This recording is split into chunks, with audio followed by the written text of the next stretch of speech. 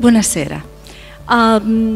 I would like just to underline that in my presentation this evening, I will give you some, let's say, concepts that are regarding the concept of resilience and some approaches that in urban design actually we are more focused in. And instead of, we have seen a lot of projects realized, and instead of it, because Lorenzo Cotti already presented a project that was regarding the resilience of a system against flooding, I will show you some proposal from a student of my lab and some other activities. So the resilient game, why? Because all in all, you have to know where you are going and what you are carrying. And for instance, you have to know something about water. One of the main problems, this is, I think, like that, is that we are not so aware, not so conscious about the environmental situation nowadays in this world. Of course, everybody knows and there's a say that is caring about the environment, but do you know that, for instance, this is taken from the Bazar, Copeland, and Obrist, The Age of Earthquakes book. Do you know that today the digital economy uses 10% of the world's total electricity, and that was the electricity that light the entire world in 1985? Or, for instance, then, you know, I'm a middle-aged woman, so when I started to work on digital and information communication technologies in 90s, everybody thought that internet is really eco-friendly, environmental-friendly, that you're not going to use that much and wasting that much power and sources, not renewable sources. But you have to be aware that actually transporting digital data is, let's say, is 50% more, uses more energy than the aviation transport. I think that it will grow and grow. So when you're sending emails, I don't know how much you're aware about the sources of energies that you're wasting. And so the word, I mean, the future for sure doesn't need you, but is friendly with you. So we must be aware of two things. All the internet stuff changes our minds, and the digital world changes our approach and changes our brain. But what we have to remember and keep in our mind is that we have changed the structure of our planet and we cannot go back anymore.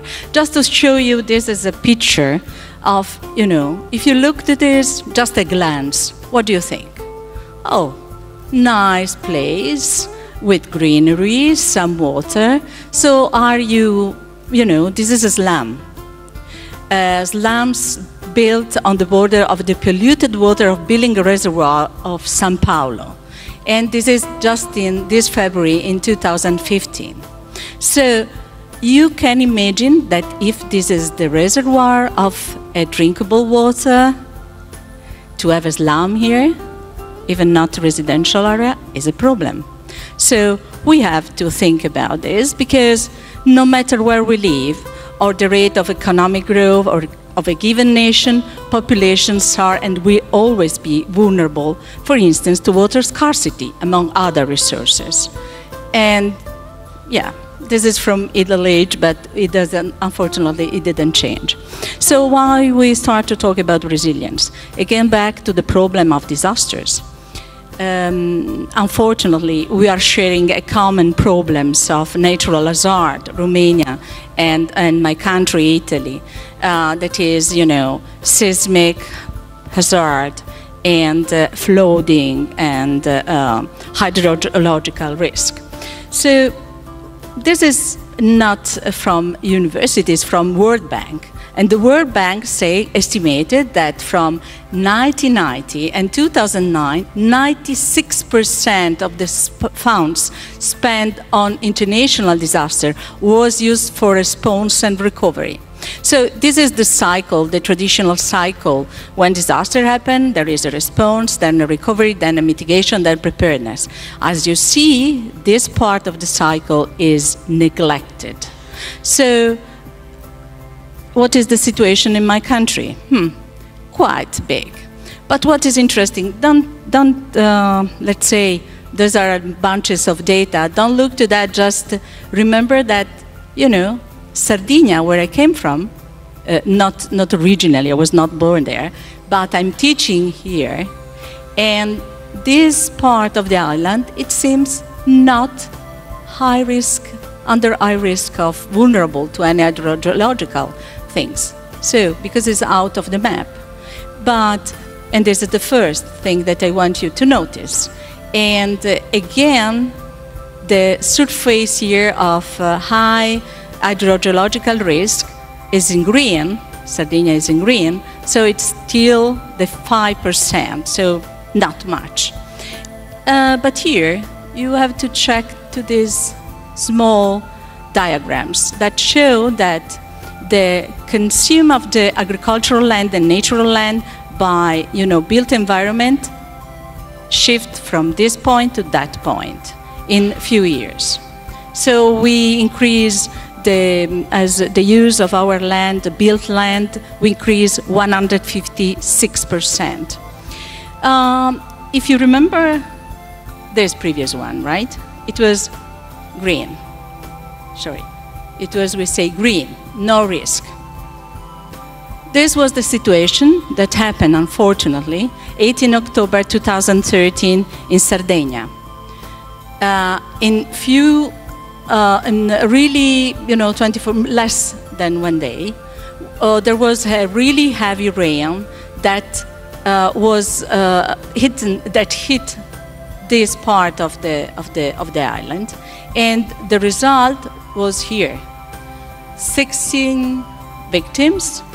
One was disappeared. I mean, unfortunately, then it was also a victim, and so we have 3 collapses, 2 streets. One, you know, all the victims were on the infrastructures, and 2 and 4 in houses, and so on. So that was the situation. This picture show, you know, the small, these poor ships that, you know, just in the middle of a floating river. So are we really caring about risk in the environment? I don't think so. So what we do, I'm talking about it as on the point of view, sorry, under the point of view of an urban planner and urban designer that I am. We know we build cities, and we build cities thinking that we want, you know, to promoting a place of changes, of combination, transformation. The truth is that we are doing this, you know, between driving forces of economic growth and the consume of space, and this creates risk. So transformation, I don't have to tell you, because of course you are aware, I hope that you are aware of it, but you know, there are a chain that is, you know, usually is going on this way, but it's severe environmental impact, and then social degradation, and then overcarrying capacity of the system, then something hit the system itself, and then we have also additional things like climate change that we didn't consider before. So what happened right now? Natural disaster tends to happen more frequently and severely, and this needs, you know, to understand what is the risk perception and at which level we are aware of the risk, and to cope with risk we need a diverse approach, tools and strategies. This is a table that I'm really fond of, that is showing a paradigm that we shift, which show how we shift from the adaptation of urban system to the nature, to the sustainability, in the sense that we want to mitigate vulnerability of the systems, and then now we use the word resilience. What is important here is apart all other consideration is the human-environment relationship. When we talk about adaptation, human is reactive to the environment. When we talk about sustainability, human is proactive to the environment. When we talk about the resilience, and this is what we are talking right now, human is interactive with the environment. So this is a quite important fact. So there is a terminology that we must be aware on the foundation of resilience. The first one is that vulnerability. Vulnerability emerged in the 70s. It was based on social sciences and is understood as the degree of or potential for loss or as predictive variable that can potentially be affected by external threats. But let's say this concept, it seems a bit vague. So this is why instead to use vulnerability, scholars propose this term resilience. But resilience, as is meant right now, refers to a system capability to absorb shocks, persist in an equilibrium state, that means keep functioning. This is important. This is really important, and recover from the shocks in a determined manner. What is, in my opinion, and not only my opinion, in my lab we work on it, is that resilience and vulnerability are not different things, or are not transformation or evolution of a word, but is a sliding state between, you know, the urban system are in a sliding state always between resilience and vulnerability. So resilience, again, is the adaptability and capability of the defined system to handle with and recover from threats. When vulnerability, with vulnerability we intend incapacity to cope with threats. So there is another important findings that I'm working with Japanese colleagues on this problem since 2011, after the Great Tohoku earthquake. We are working with Kochi University, that is a city in Shihoku Island, and this city will be hit for sure by tsunami before 2030. The magnitude, of course, cannot be really guessed, but it will be high magnitude of the event. And when it will happen, the minimum of people that will die in 5 minutes after, you know, the warning, I mean the wave will hit the coastal areas, are 5,000. So a lot of people. So looking and working on this area, we tried with, as I said, Japanese colleague to find which communities are more resilient than others, or which communities are more vulnerable than others. Because we thought that the more resilient are the less vulnerable, and we find that it's not like that. Unfortunately, the more vulnerable are the more resilient. So we propose here a new concept framework for urban resilience. You know, this is the cycle that in a different way show the first one. Something happened, there is a risk, the urban system that is composed by, and vulnerability is regarding this. Then we have usually the emergency strategy and the plan to try to adapt and to increase social learning in the risk communication and to be ready if something happens. And then something happens, usually, because it's true that we cannot, we cannot forecast when it will happen, but an earthquake will happen. a flooding event will happen. So something will happen, so we must think about to restore the system, and this is the sector of resilience, then the survival, then interactive transformation is the next step. And the cycle is going on. I'm not going into detail, but what is important here is to underline that the risk communication is really important in this process. And we identify it as a social learning process. It's not only individual matter, but risk information sharing and transfer has been recognized as one of the crucial problems of the social learning process. So is within this cycle. But who is involved in this social learning process? We use the word stakeholders.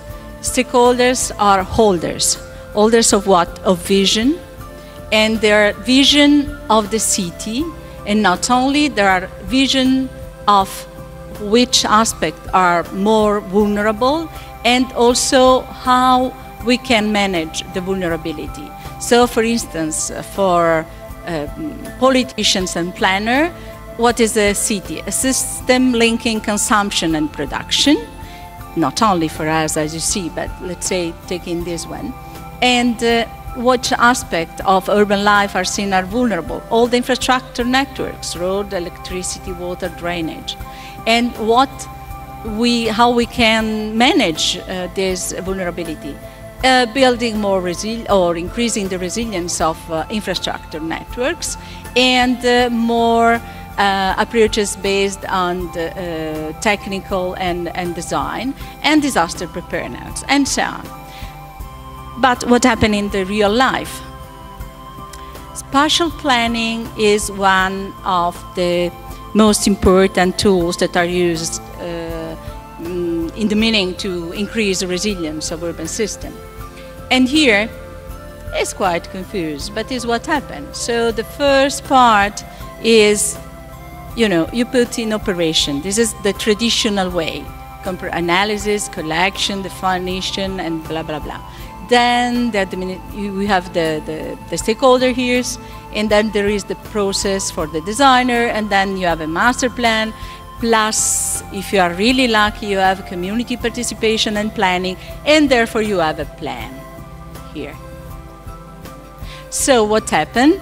Again, if you're lucky, that you go to monitoring and evaluating or improving or upgrading the master plan, and then so on to design, elaboration. And what is left out is all this part. So we must, unfortunately, even is a complicated, it's not complex, it's complicated. We have to think that all this, it will create or can produce form of sustainable planning. Form of sustainable planning can, play an important role on increasing resilience of the system. Do in such a case, because we were talking about holders of the vision, do have the planning and design science a role? Yes, of course. But what happened is that we have a role always here. Something happened, and then, okay, again, we go to the system, we decide, and we try to make it or work on it, and then something happened, and then it goes. But our role is to prevent, to prepare, to increase awareness, and help to create and support the rules of spatial land use, urban planning, architectural, and landscape design. So this is quite important. So we need not only to work after, but work before. So what we need to do is to identify some criteria to design before the disaster. So we need somehow to care of the sustainability of urban and land use policies. We need a design that is aware of the vulnerability, and also we need awareness of the designers. We need to increase resilience of societies, communities or societies, and therefore we need what? Because it's the consequence of those three: innovation of design of spaces and places, and again to increase their potentiality in mid-long term, not only in short term. Those are, as I told you, I described the case of Olbia before. This is the situation of Olbia. It's quite simple. This morning, during the lunch, I was telling to Rachel that if something happened in a desert, not a desert, in a desert. In a desert, if something happens, it's better. But in desert, so nobody is hidden, there is no problem. But if something happens in a built land, this is the problem. What is difficult to see here, this is the same town. What is difficult to see, but maybe you can understand, this city, Olbia, the one that was eaten in 2013, is rich of channels and streams. It's really rich. And you can see that they cover this area. And that was the situation during the event in 2013. Another thing is here. If you go to the timeline, you can see that doesn't matter, because here there was the same problem with heavy rain, but nothing happened. And here instead, you have 13 victims. So this is one of two examples how to solve the problem. This is another example. I'm going just quickly. In Alghero, just to make some advertise, my faculty is here. In Alghero, a lot of people is caring about the environment and the structures and the urban environment and the urban design. No one remember that there is a problem of a covered channel. And the covered channel has really a problem, not only because it's covered, but because it changed completely, you know, the, let's say, the use of the channel is polluted, is driving with it a lot of materials, and here you have some other, you know, study. So what the study does is, doesn't matter to increase the oh yes, this is what I like, that you never perceived, you know, the.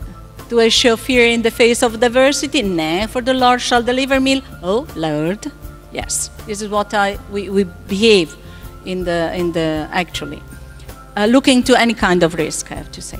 So this is how to change the structure of this area. That is quite interesting, because it's regarding not only the problem of the channel, not only the problem of the flooding, but also the problem of polluting, because there is a dismissed water remediation plant there. So we change completely. I'm going quickly. So what is the problem here? You see some experiments that we are running with my Thai PhD students, and not only for the problem of flooding, but also for the problem of immigration waves in the city. That is another kind of risk. But what is the problem is, like Antonella wrote here, I am the product of a short-sighted planning and the raw politics. So in this case, for instance, and we will experience next Friday and Saturday, we will sometimes play some activities in advance, simulation in advance, games in advance, show us as to behave and perceive our risk and vulnerability. Participation in this process are really important. Tell me how much time do I have? I'm running out of time. Okay. So this is, we need to to make a city and moreover a resilient territory means to put together a countless number of points of view, needs, and what has to do with memory. To think just as like this is to think and analyze the capacity of visioning and building its own future by community and the common people, the capacity of a correct perception of possible and physical and social development, needs to keep and preserve memory of past hazards and their effects, because we need to maintain a proper view and perception of the hazard and risk probability. So this is what I think we need to keep, because present, past, and future are giving vision, and that are the let's say, the tree of our community.